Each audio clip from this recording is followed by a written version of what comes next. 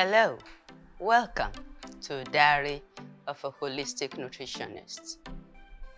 We have been talking about fats and oil, and we want to delve into the fats and the oils in what we eat. And just a quick way to distinguish between fats and oils.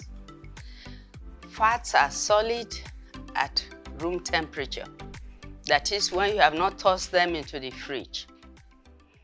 And oils are liquid at room temperature.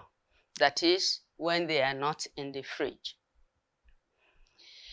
The reason why we're talking about it is because they are all lipids, but one is solid and one is fat, and that's why I don't use the word lipid, because it's the two of them together. So there are four types of fat. We classify them into four. Please don't let it confuse you. We were talking about the three types of fat in the human body. Now we're talking about the fat in the food that we eat. And we are classifying them into four.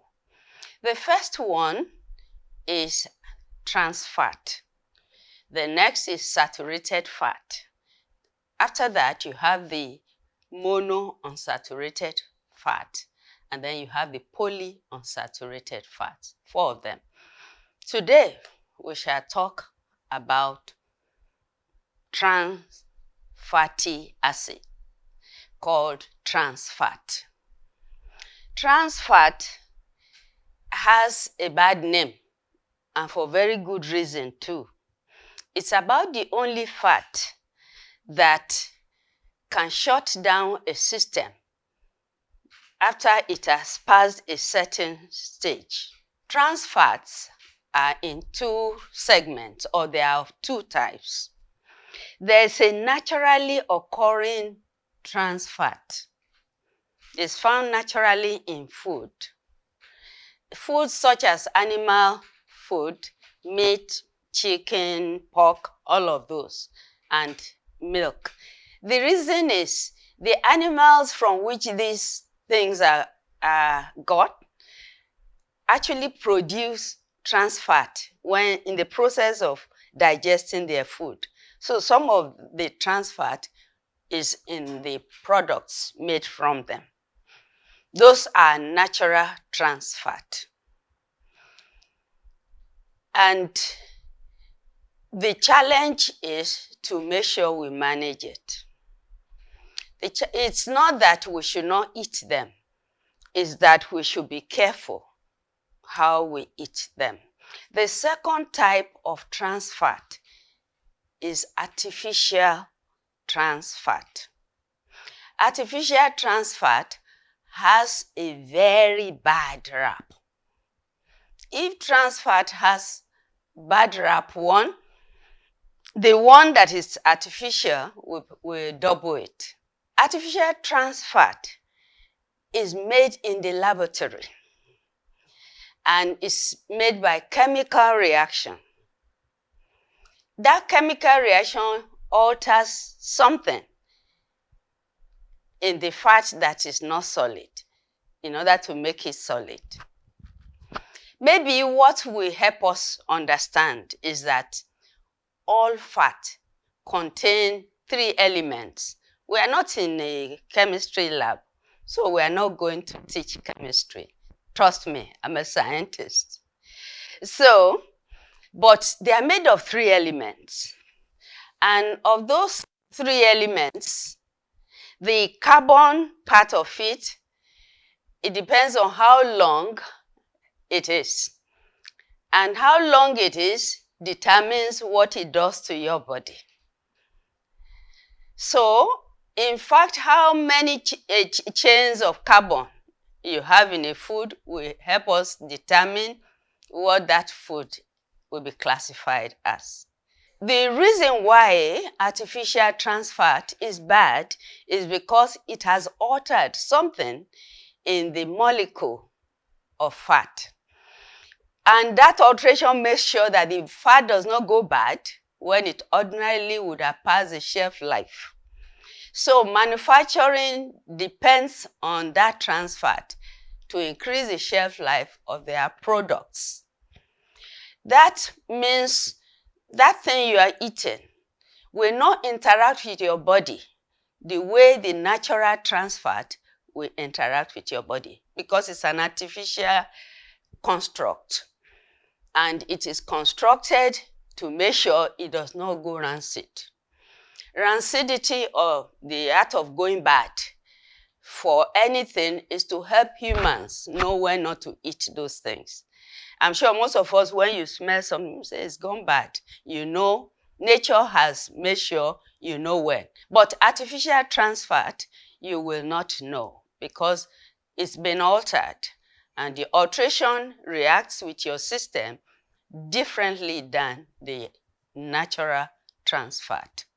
So we want to make sure you know that trans fat can alter how your body processes cholesterol. And many people have problems with their cholesterol.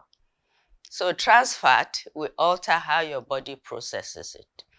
It will lower the good cholesterol. It's a phrase I don't like to use because there's no good or bad cholesterol. Each one has its own work. But this artificial trans fat has a way of altering things to make sure they don't serve your body. It makes your body react differently other than the way it would have reacted. So it can be associated with increased risk of heart problem, whether it's, and it can also be associated with obesity. And sometimes people are not able to control what's going on in their body with the way the body works its hormones and enzymes. In other words, there is no redeeming feature for artificially made trans fat. It's been banned in many countries, but there are many names it is called by. It can be called shortening. It can be called partially hydrogenated fat. All those are ways of making sure it's not called trans fat. So why is it important that we have this?